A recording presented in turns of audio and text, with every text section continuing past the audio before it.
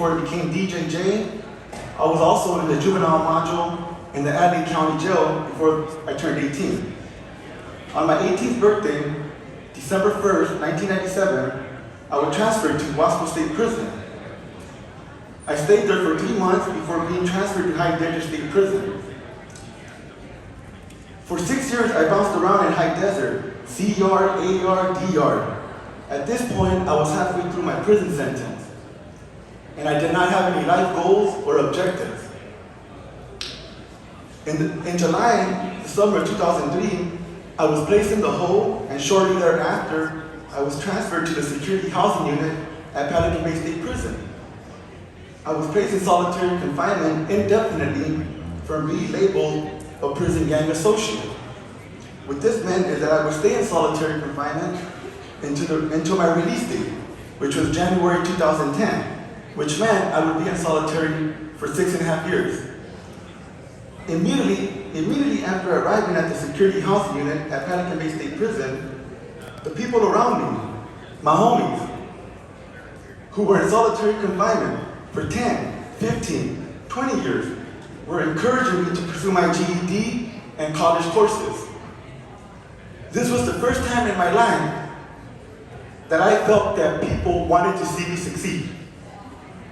And most importantly, they were showing me how to go about it.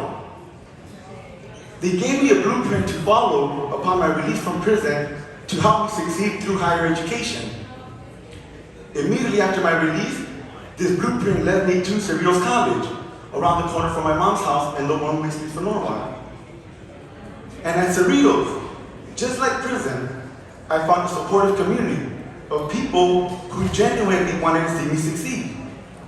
This new support system included professors, counselors, staff, administrators, students, and homies from my neighborhood.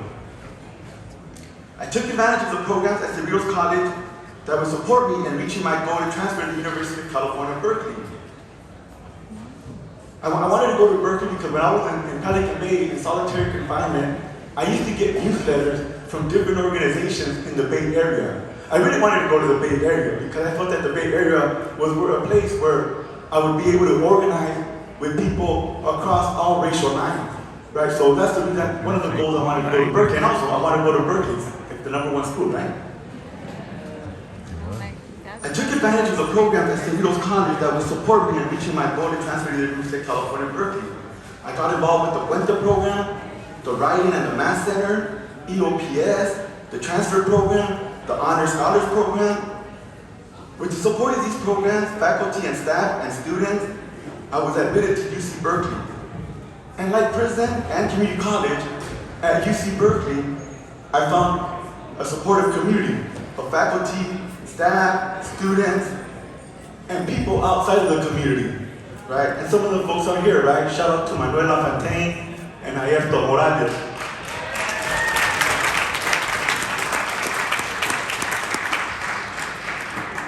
When I arrived to UC Berkeley in the fall of 2012, there were no programs for formerly incarcerated students. On my first day of school, I met Steven Cipra. Within 5 minutes of talking to each other, we discovered that we both had been at Pelican Bay State Prison at the security housing unit. We both served a total of 15 years in solitary confinement.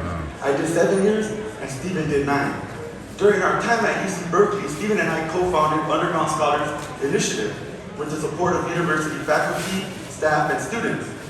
Underground Scholars now exist at the University of California, Berkeley, Davis, Irvine, Los Angeles, Merced, Riverside, Santa Barbara, Santa Cruz, and San Diego.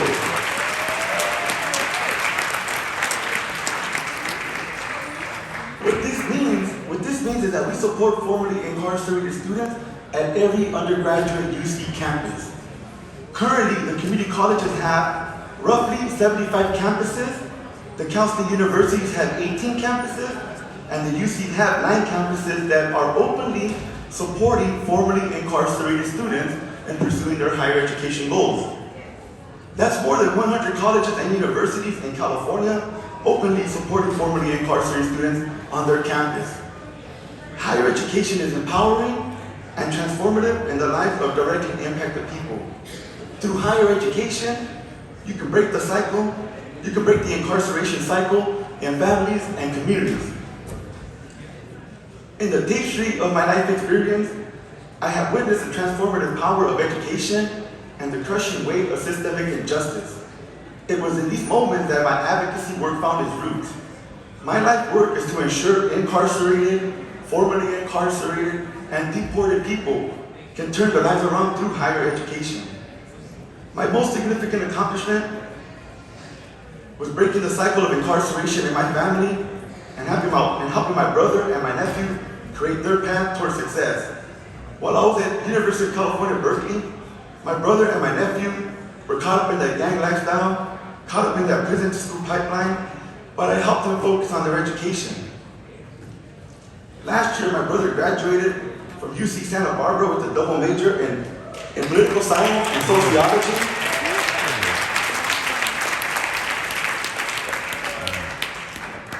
My nephew is currently pursuing his associate's degree in culinary arts at Danny College and planning on transferring to a Cal State University.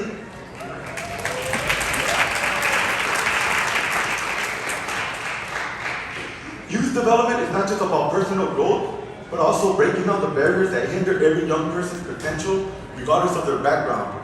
The educational approach I advocate for is not merely a concept, but a call to action deeply embedded in my experience as a formerly incarcerated person, student, organizer, and scholar.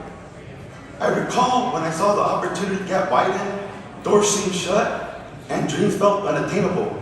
These moments in solitary confinement fueled my commitment to social justice, to create a world where young people have the chance to thrive, regardless of zip code or community that they're born into. As we discuss uplifting youth today, let me leave young people here today with this critical lesson I learned at community college at the age of 30. Always appreciate the power of your narrative. Your story, your struggles, and your triumphs have the potential to inspire and ignite change. Own your narrative.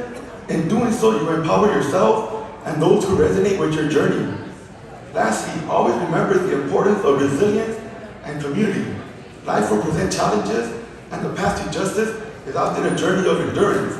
But it's through resilience and community that we find the strength to overcome, to push the boundaries, and to create lasting change. The journey ahead may be challenging, but it's facing these challenges that we pave the way for a brighter future for young people. Thank you very much. Gracias.